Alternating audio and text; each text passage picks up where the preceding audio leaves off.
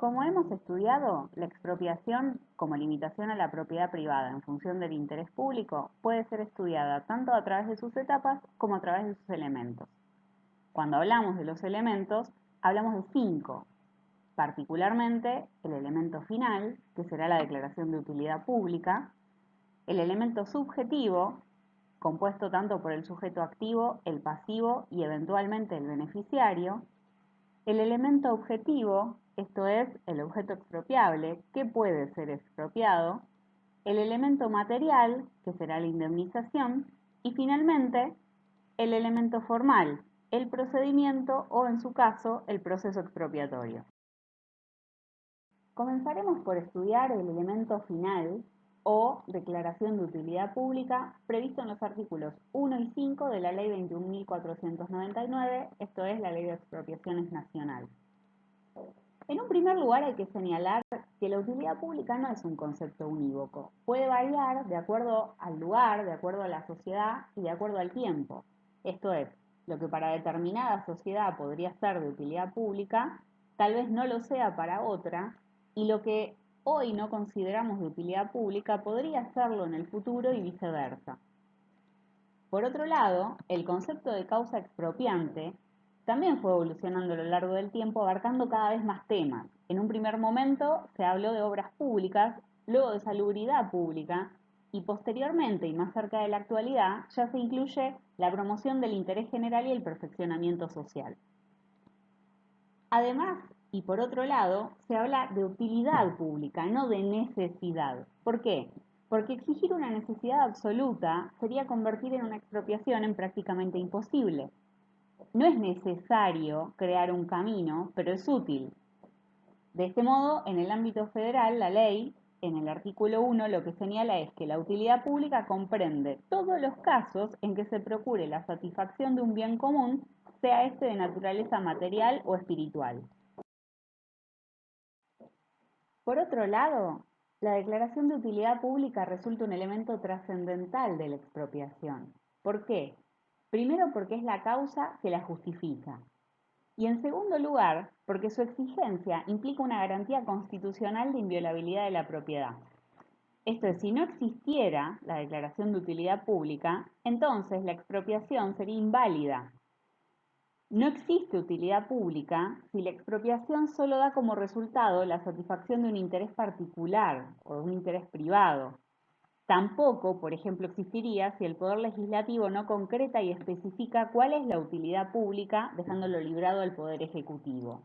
Esa delegación sería inválida. Justamente, la declaración de utilidad pública corresponde siempre al Poder Legislativo, esto es, al Congreso Nacional o a las legislaturas locales.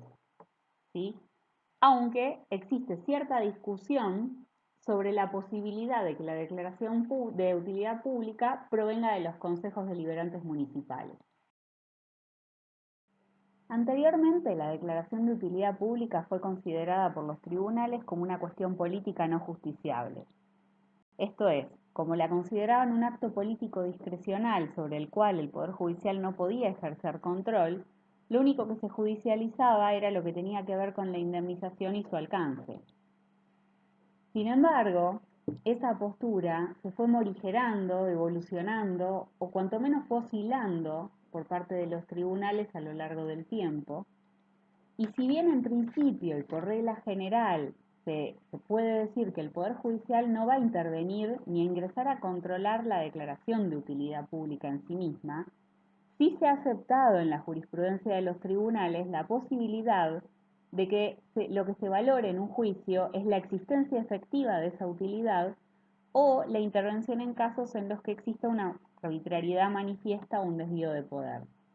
En ese sentido, recomendamos enfáticamente la lectura del fallo Municipalidad de Capital con el Hortondo, relacionada con la expropiación de los terrenos necesarios para la construcción de la Avenida de Mayo, y luego, mucho más recientemente, una sentencia de la Suprema Corte de la provincia llamada O'Connor, en donde lo que se debatió es la efectiva existencia de la utilidad pública o la plataforma fáctica sobre la cual esa declaración se basó. Finalmente, con respecto a este elemento, no queremos dejar de señalar que la calificación de utilidad pública admite dos posibilidades. Una de ellas, y la más habitual, es que sea específica. Esto significa que se va a referir a uno o más bienes determinados que son necesarios para cumplir con determinado fin o determinado objetivo. El ejemplo concreto de esto es la expropiación de un determinado inmueble para construir allí una escuela. Pero también podría ocurrir que la calificación de utilidad pública fuera genérica. En estos casos, el Poder Ejecutivo completa a posteriori el acto legislativo que declaró la utilidad pública, indicando precisamente cuáles son los bienes que va a expropiar. Entonces, la ubicación precisa y concreta de esos bienes no se conoce desde el principio, no se conoce de antemano. Los bienes calificados de utilidad pública tienen que ser determinables, ¿sí? Aunque pueden no estar determinados desde un inicio. El ejemplo de esto sería la construcción de una ruta o de una autopista que va a unir dos lugares diferentes, por ejemplo, dos pueblos. El Congreso va a declarar la utilidad pública para construir esa ruta y después el Poder Ejecutivo, probablemente a través de la Dirección de Vialidad, va a determinar específicamente cuáles son los inmuebles que se van a expropiar. ¿Por qué? Porque, por ejemplo, podría ocurrir que durante la realización de la obra surgieran determinados problemas en la traza original, donde hubiera un sitio por el que no se pudiera pasar, o que sería irrazonable pasar por allí. Por ejemplo, si hubiera que expropiar un hospital público para construir la ruta.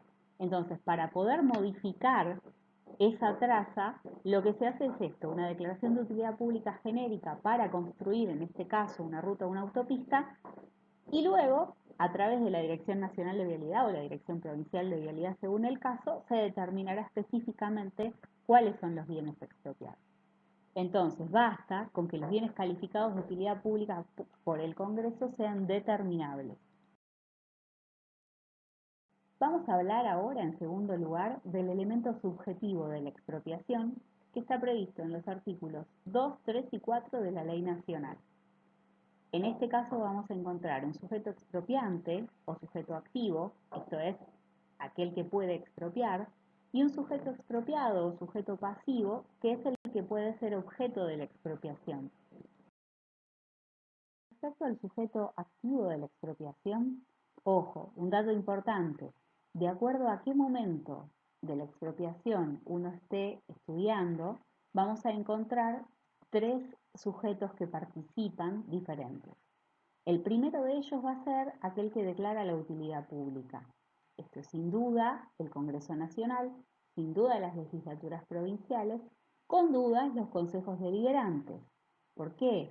Porque la Constitución Nacional, en su artículo 17, dice expresamente que la declaración de utilidad pública debe ser calificada por ley.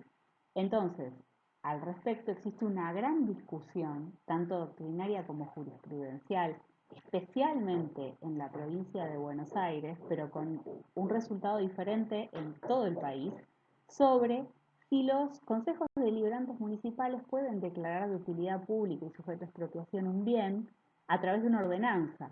¿Y qué carácter tienen las ordenanzas? ¿Son leyes o no son leyes? ¿Los municipios pueden hacer esto?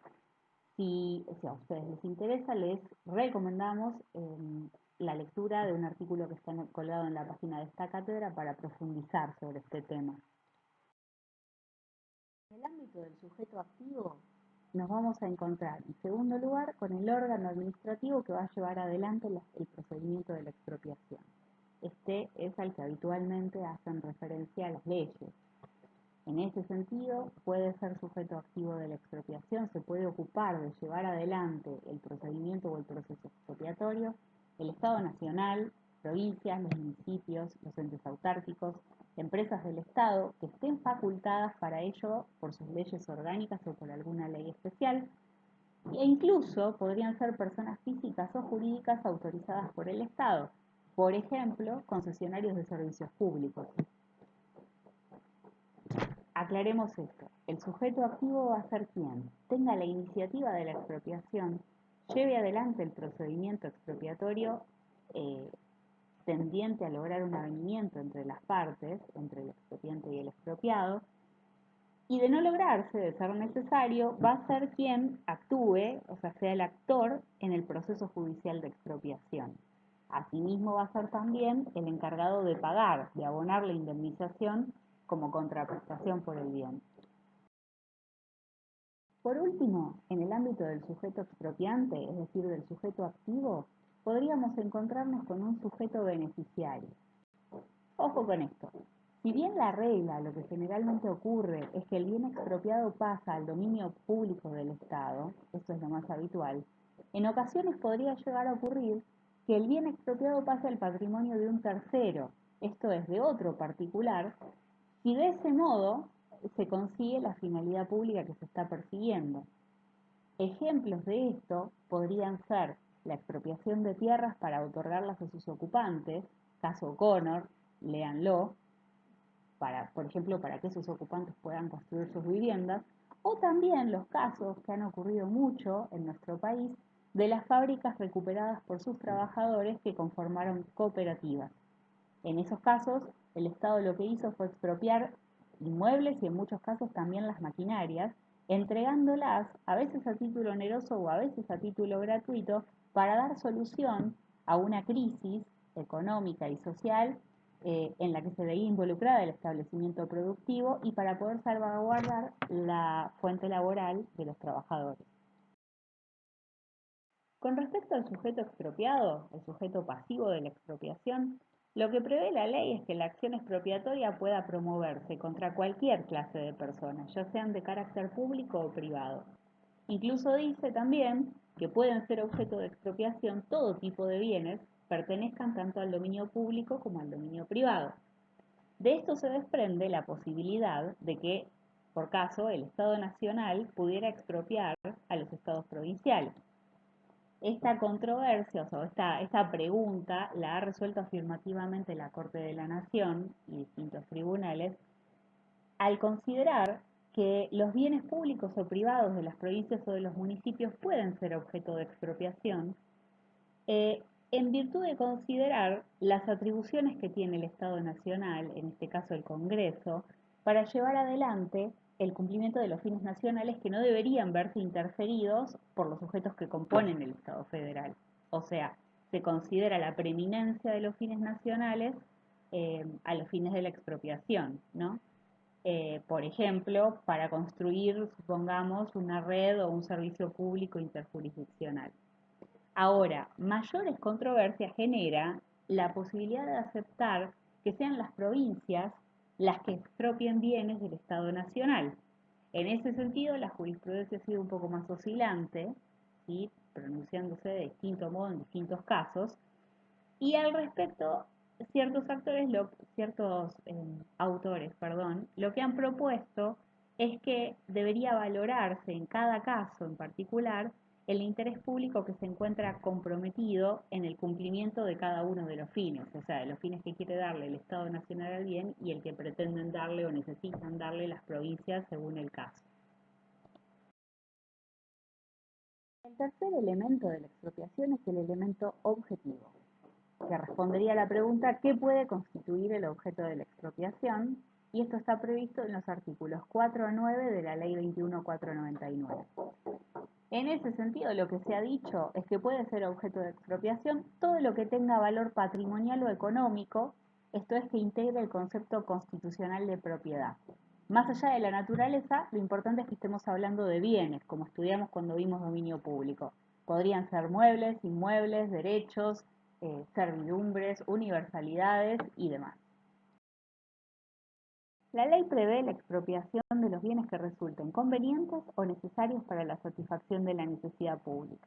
En este sentido, queremos aclarar que si bien la expropiación de los bienes necesarios no genera mayores controversias, sí ha ocurrido, sí ocurre lo que tiene que ver con los bienes convenientes. ¿Convenientes para quién? ¿Convenientes hasta qué punto? ¿Hasta dónde puede extenderse la potestad expropiatoria?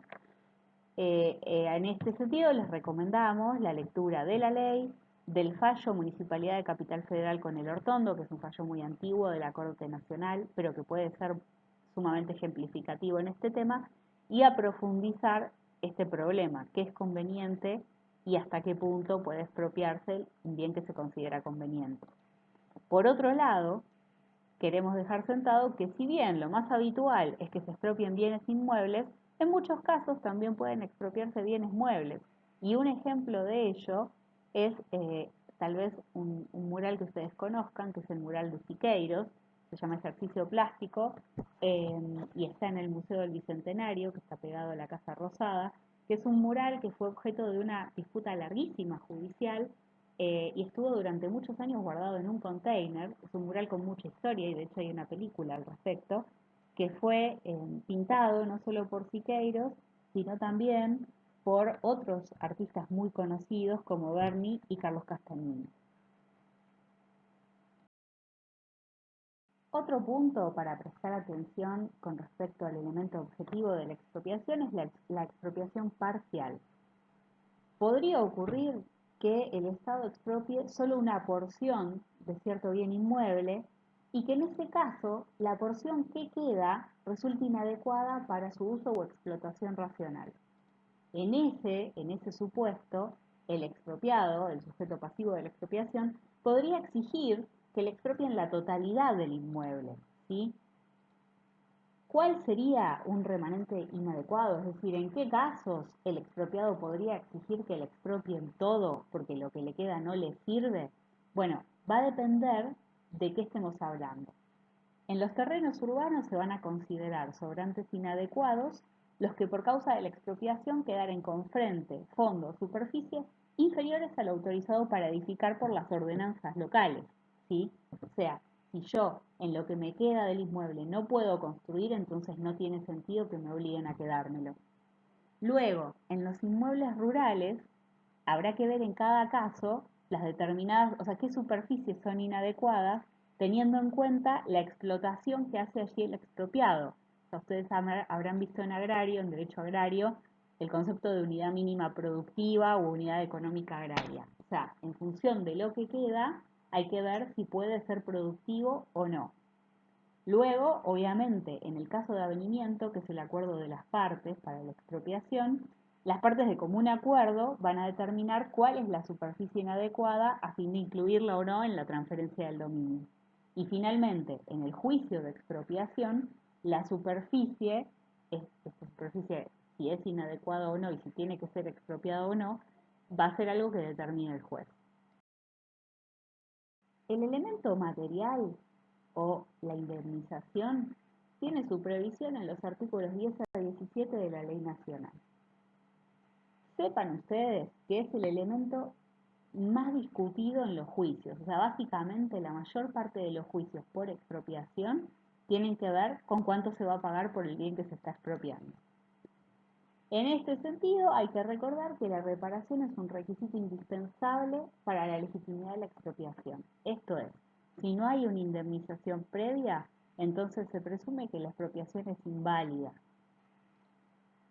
Por otro lado, la indemnización tiene que incluir todo lo necesario para que el patrimonio del expropiado no sea perjudicado. O sea, la idea es reemplazar los bienes expropiados por el equivalente en dinero para dejar al expropiado en la misma situación que en la que estaba antes.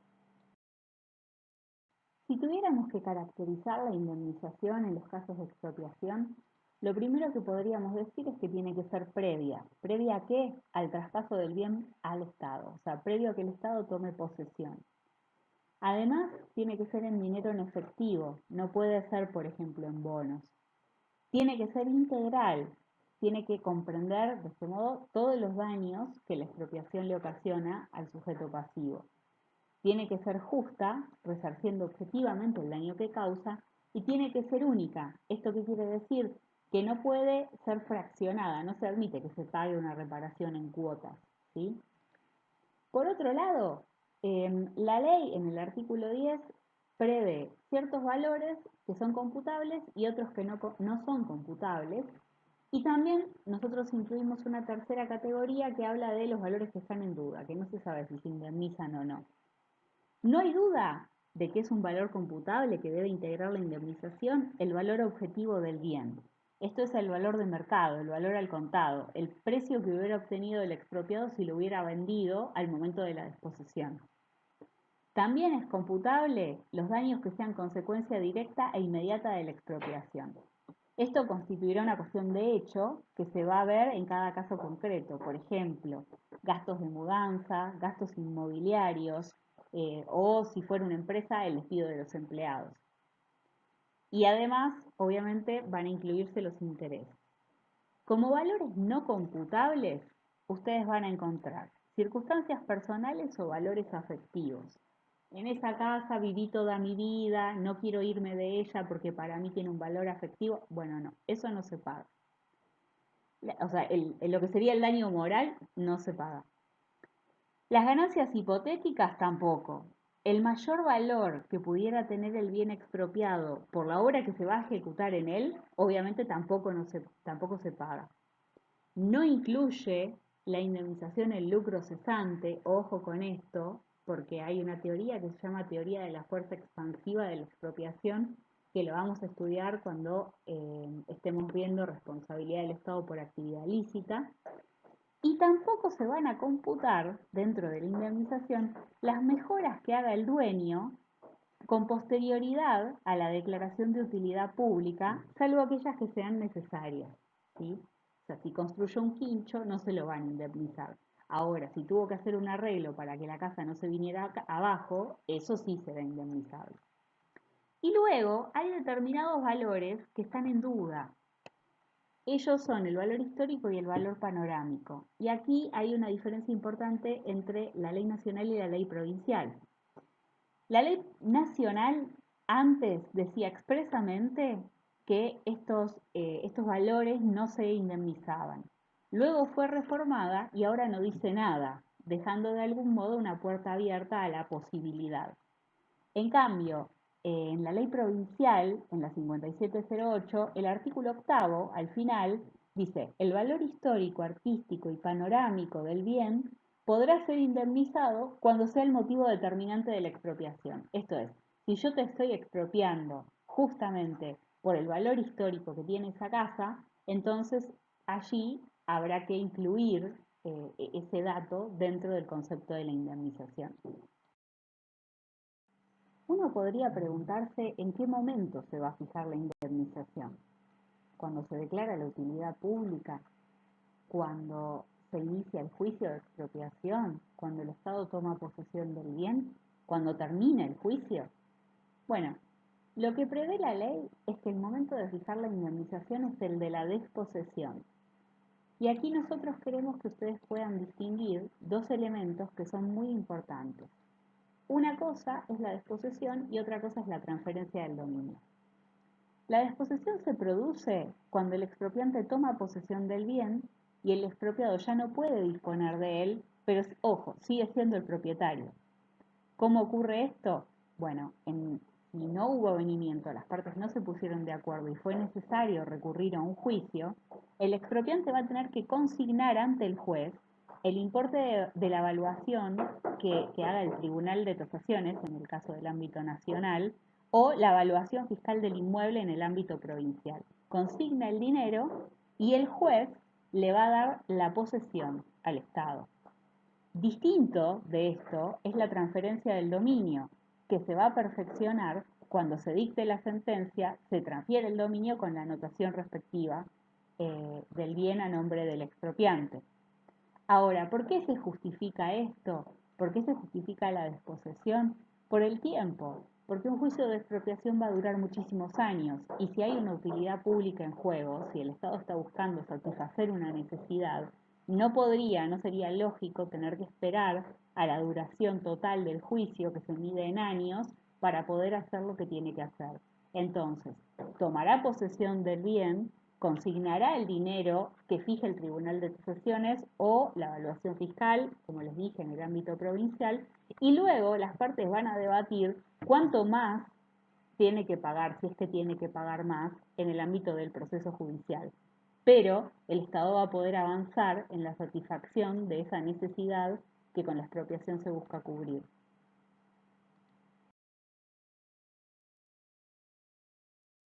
El elemento del que vamos a hablar es el elemento formal que responde a la pregunta de cómo se concreta la expropiación.